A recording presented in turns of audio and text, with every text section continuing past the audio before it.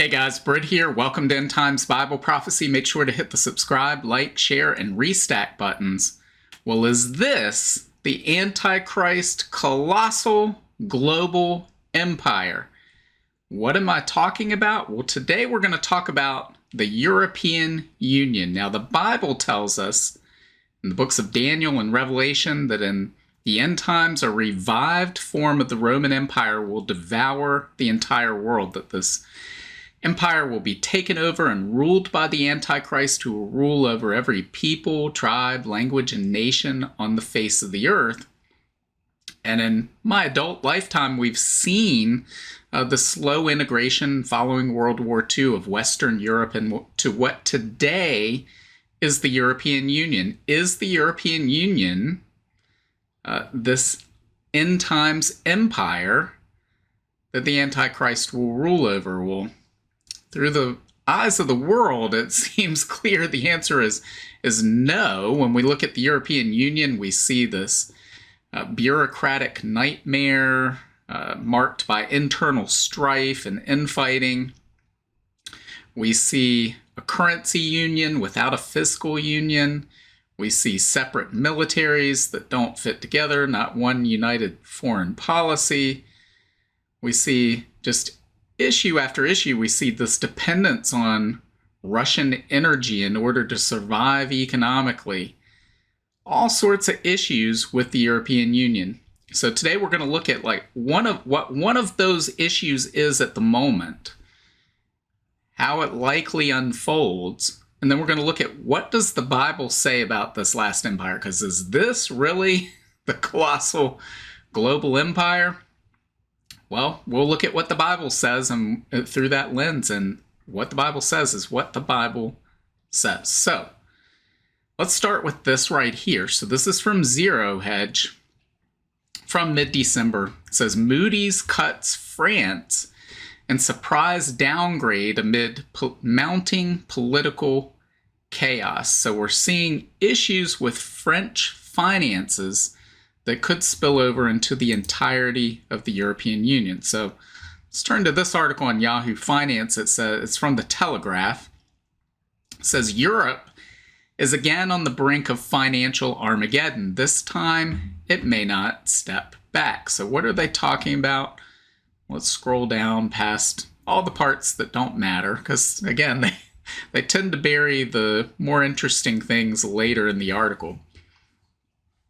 But it says in financial markets, alarm bells are already ringing almost as loudly as they did at the height of the Eurozone debt crisis of 2009-2012. So let's take a step back. If you remember, during the great financial crisis, we saw a sovereign debt crisis within the European Union, meaning each of these nations, even though there's an alliance in the European Union, and even though the sovereignty of the nations that compose the European Union is being slowly chipped away at, each of these nations remain sovereign nations, meaning they take on debt load for themselves. It's not distributed throughout the European Union. So we saw an ongoing crisis in 2009, 2010, particular with Greece and the Greek debt crisis, and Greece was looking at defaulting on its debt. We're going to talk about why that is as we get through this, because there's a ticking time bomb inserted within this European Union monetary union for the euro. The use of the euro itself is a problem that will explode. So we're going to talk about why that is, and we saw that crop up back during this Eurozone debt crisis, particularly in Greece. And then we saw in the fall of 2011, summer, fall 2011, we saw the same thing start to spread to other Eurozone countries as well, like Spain and Portugal and Italy, before the crisis seemed to disappear. So let's read on. It says, if a tiny little country such as Greece can threaten Europe's grand experiment in monetary union as it did back then, think what a major economy such as France, one of the two cornerstones of Europe's wider economic and political union, might do. Europe once again stands at the edge of the precipice, staring into the abyss below. It's been there so many times before, only to step away at the last minute, that one must suppose some way will again be found to muddle through. Yet at this point, things look pretty desperate. The situation is similar in some respects to the threat of government shutdown that perennially afflicts Washington when congressional lawmakers refuse to raise the debt ceiling. And which, they always do, right? That's the thing. It's all political theater. In France, no debt can be raised without parliamentary approval, implying that if the budget fails, there would be a serious risk of outright default. Spreads, meaning bond spreads, the difference between the interest rate on French debt and supposedly, notice that, let's put some emphasis on that word, supposedly bomb-proof German bonds, have risen to their highest level since the Eurozone crisis of more than 10 years ago, further ratcheting up the French government's already punishing debt interest cost. The European Central Bank may soon be forced to once again sideline its price stability mandate to pursue its other assumed purpose of attempting to hold the single currency union together. And again, we're going to talk about why that is in very simple terms in just a moment. Or at least providing some relief for its debt-addled member states. It wasn't until Mario Draghi, then president of the European Central Bank, promised to do, quote, whatever it takes by engaging in unlimited bond buying that the last Eurozone debt crisis began to subside. And guys, that's exactly what it did. It didn't go away. It wasn't solved. It just subsided. Alas, the decade of relative calm the European Central Bank's actions managed to buy has not been used well. Very little progress has since been made in underpinning the euro with credible measures either for burden sharing or a proper banking union, let alone the debt mutualization and fully fledged fiscal union that represent the bedrock of any lasting fiat currency. And that's the key here. We're looking at the potential breakup of the European Union. And so let's take a look at somewhat of what they're talking about here. Here we have France, the 10-year government bond yield. We see it up. It's barely at the one-year high, certainly not at all-time highs, but we see this spiking up, and we see this across the Eurozone. We see it spiking up in Germany, Spain, Portugal, Italy, just across the board. Again, not anywhere near even recent highs, but we see a potential crisis emerging, especially as we move into further into this global depression that we're in now, just as we saw the Eurozone debt crisis erupt following the great financial crisis, or in the midst of the great financial crisis 15 years ago. We will see the same thing when we see the entire global economy in a downturn. We're going to see this debt become unpayable. So again, what they say here, they need, let alone the debt mutualization and fully fledged fiscal union that represent the bedrock of any lasting fiat currency.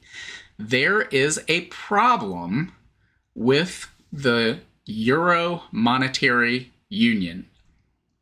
And many people recognize this from day one, yet they still went ahead with it.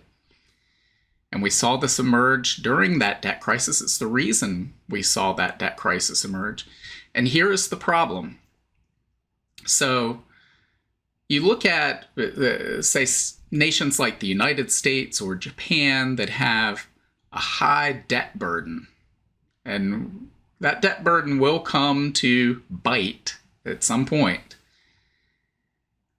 But ultimately, the United States has, $36 trillion in debt. That debt is owed in dollars. And the monopoly issuer of dollars is, well, the United States, right? Or at least the Federal Reserve Bank. So in theory, there's no reason for them to ever default on that debt. They can simply print the dollars. Same in Japan. The Japanese central bank can simply print yen to pay off the debt that's denominated in yen. In Europe, this is a different problem. So Italy, Greece, France, all these European nations that are part of the euro, they owe their debt in euros. And therefore, they have a problem because the European Central Bank, which is not under their direct control, is the world's monopoly supplier or issuer of euros. So they can't simply print more euros to pay off the debt they owe in euros. The only way to do that is to raise tax revenue sufficient to pay off the bondholders. And of course, you've got a problem there, because if you raise taxes, well, you're going to hurt your economy and maybe potentially have less tax revenue coming in as a result of it. But if you don't, let's say you cut taxes and maybe you spark some economic growth, but is it economic growth sufficient enough to raise the tax revenue to pay off your bondholders? And so they've got a real problem here. They do not control, these individual nations have no control over how many euros are in existence, yet they owe their debt obligations in euros. And each of these countries is different. While you have the ability to move about through these different EU nations in the same way that you would in, say, the United States, be able to go from one state to another, those states have dramatically different business environments and welfare states that are set up individually. There's nothing akin to the United States where you have Social Security for everybody in the whole nation, and you have these national problems where if there's a problem, the nation bails the problem out. So here you have a big problem. They need a fiscal union as well as a monetary union in order to prevent this from blowing up. And so what we saw 15 years ago with the Greek debt crisis was the real possibility of what you might call Grexit. So we saw Brexit, where Great Britain left the European Union. Now, that caused its own problems, but was not a problem for the monetary union because they had never entered the monetary union. The British pound remained the currency in use by Great Britain rather than adopting the euro. But in the case of Greece, they've adopted the euro. They could easily move back to the drachma, and simply then they would be able to print and pay that off.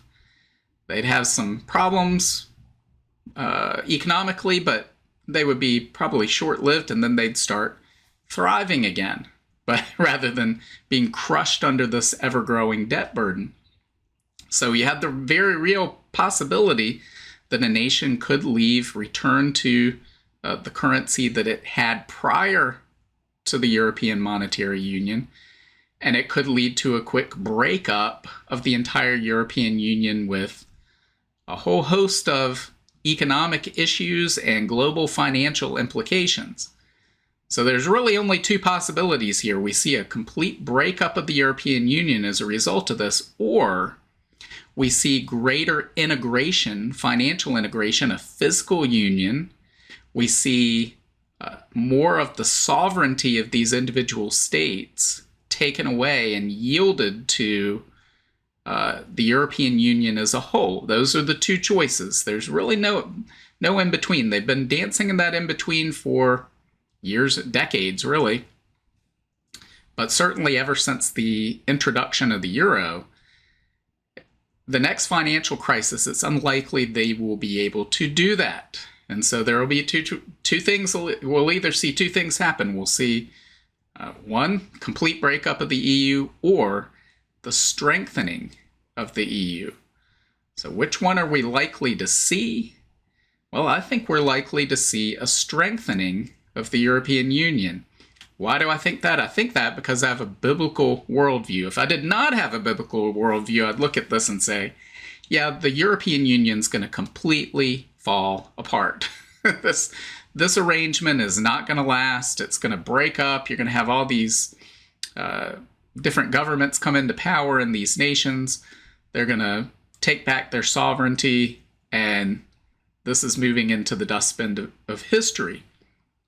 However, with a biblical worldview, I believe something entirely different will happen. I believe that we're going to see a strengthening of this union.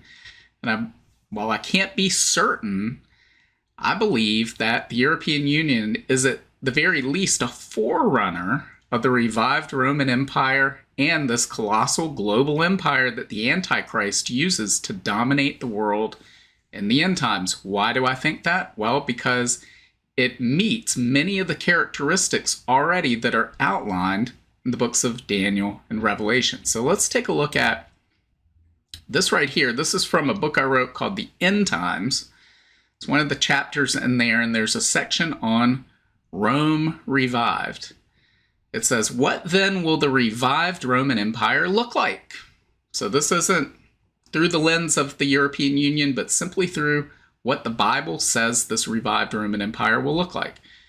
We don't know every detail, but between Daniel and Revelation, we get a clear picture of what this global empire will initially look like. It will be one of 10 nations. The revived Roman Empire will be an alliance of 10 nations. In Nebuchadnezzar's dream, the statue's 10 toes represent these 10 nations. We see the same alliance in both Daniel's vision in Daniel chapter 7 and John's vision in Revelation 13. In those visions, horns represent the 10 nations instead of 10 toes. So the revived Roman Empire will have 10 kings, 10 nations that will be composed of. Well, that is not the EU today. The EU is 27 nations right now. Is there some component of 10 within it? Will some component of 10 emerge out of it? I don't know. We'll have to wait and see. However, that's pretty much the only characteristic that the Bible cites that does not fit the European Union today. So, number 2, from ancient Rome, these 10 nations will rise from the ashes of the ancient Roman Empire. The ruler of the revived Roman Empire will come from among the people whose armies destroyed the temple. That's what Daniel 9:26 tells us. History shows that the Roman Empire destroyed the temple in the year 70. In that year, the future Emperor Titus led a Roman legion against Jerusalem. The Romans crushed all opposition and burned the temple to the ground. So the leader of the revived Roman Empire will come from among the descendants of ancient Rome, those who live on the Italian peninsula today. The city of Rome still exists today. So there should be no misunderstanding or what does that represent? What's the Bible trying to tell us? No, Rome is still there today. So if we see this revived Roman Empire, we would expect it to include Rome. And the European Union today includes Italy, and it includes the city of Rome. So it meets that characteristic. Number 3, composed of weak and strong nations. The 10 nations that form the revived Roman Empire will be a mixture of weak and strong nations. When God revealed the meaning of Nebuchadnezzar's dream, he compared them to iron and clay. That means some of these nations will be large, some will be small, some will have large economies, some will have small, some will have powerful armed forces, some will have weak. We don't know the exact number of each type of nation, but we know the 10-nation alliance will be a mix. That's exactly what we see today. Some of the largest economies in the world, some of the smallest. Some of the largest armed forces in the world, some of the smallest. We see that in the European Union today. 4, formed from an alliance. The purpose of these 10 weak and strong nations coming together is clear. They'll try to strengthen themselves through an alliance. That's exactly what it says in Daniel chapter 2, verse 43. Apart, they're just individual kingdoms. Together, they're a world superpower. However, their path to strength will not be a smooth transition. So what do we see? Well, the whole purpose of the European Union and European integration since World War II has been to strengthen the individual nations by forming an alliance. Number 5, volatile in nature. The 10-nation revived Roman Empire will be a volatile, unstable mix. In describing these nations, God said, just as iron and clay don't stick together, these nations will not hold together. He also said the feet and toes of Nebuchadnezzar's statue indicate the kingdoms will be divided. This means the Roman Empire will be an unstable confederation of nations. So guys, this is exactly what we see in the European Union today, whether we're talking about Brexit or fighting over fiscal union, issues of national sovereignty, issues of immigration, whatever it may be, we see this nation that's not really a nation, it's an alliance. Just as we read about, there is no individual nation composed of a single culture, single language, single ethnicity. It's a mixture of all of these things, of these nation states trying to strengthen themselves through an alliance, and it's been very volatile throughout its history right up until the present day. And then, of course, the last is characteristic of this empire we'll see will be that it rules the entire world. And of course, whether the European Union is or is not this revived Roman Empire, we wouldn't expect to see this until the tribulation period. We are not in the tribulation, so we can definitely count this one out for now. But let's look at all these different characteristics. We don't have the 10 nations, but we have from ancient Rome, composed of weak and strong nations, forming an alliance to strengthen themselves, very volatile in nature, divided against itself. We have checks on all of those things except the 10 nations. So this tells me that we should expect to see that the European Union is most likely an early form of this revived Roman Empire that the Antichrist will be at the helm at and ruling over the entire world during the tribulation period.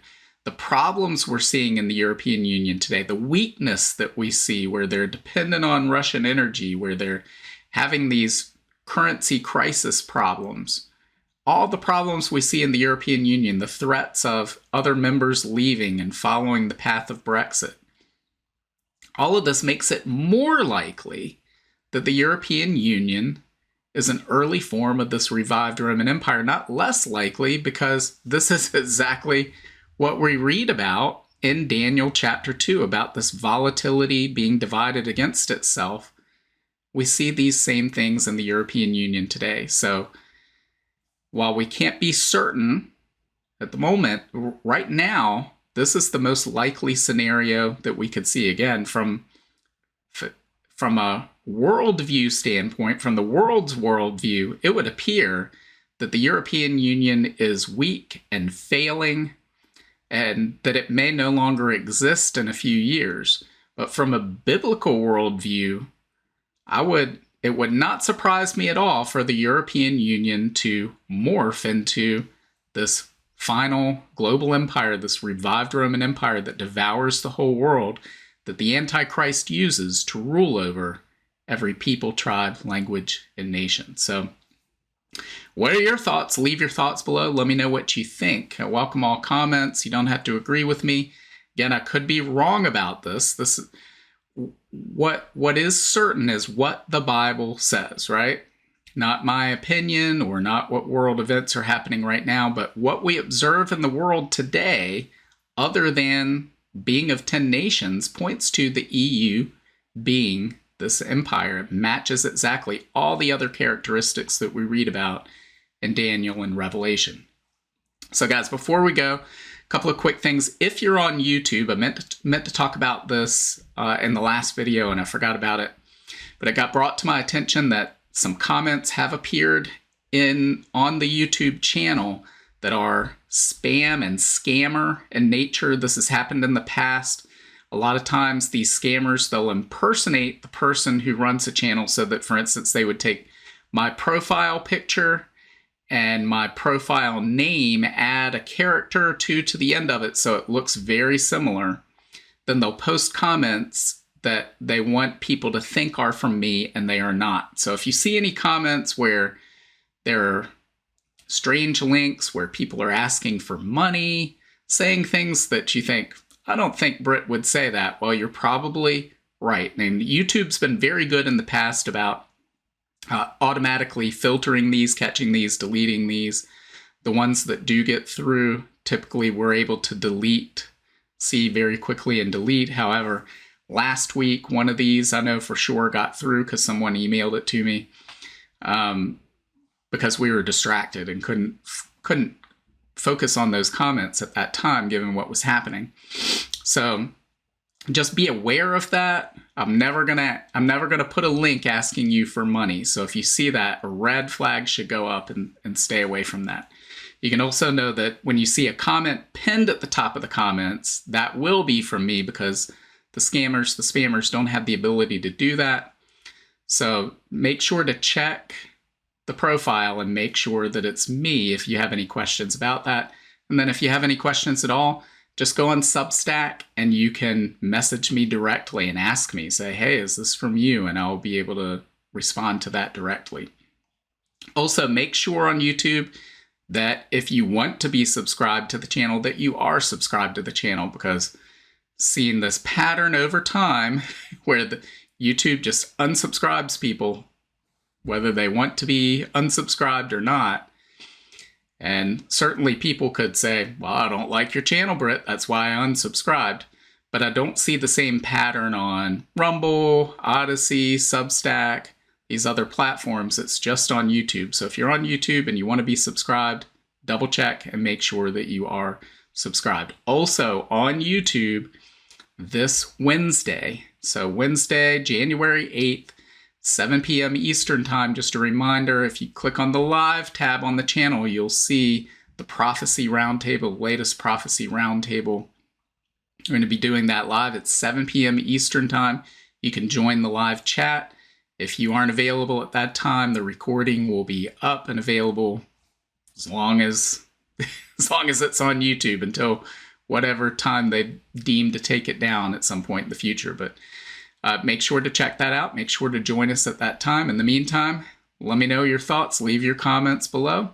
Make sure to hit the like, share, subscribe, and restack buttons. And God willing, I will see you on Wednesday. Bye. If you want to learn more about the end times and Bible prophecy, make sure to visit my Substack at brittgillette.substack.com. There you'll find my latest videos and articles, as well as notes, where I share the latest news headlines, the articles I'm reading, and the videos I'm watching.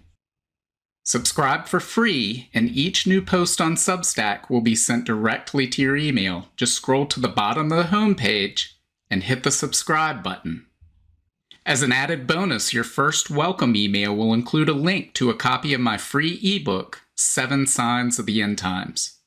Also, make sure to check out all of my books. Just look up Britt Gillette on Amazon, Barnes & Noble, Apple iBooks, Google Books, Kobo, or anywhere books are sold. Thanks for watching today, and until next time, keep your eyes fixed on Jesus, the author and perfecter of our faith.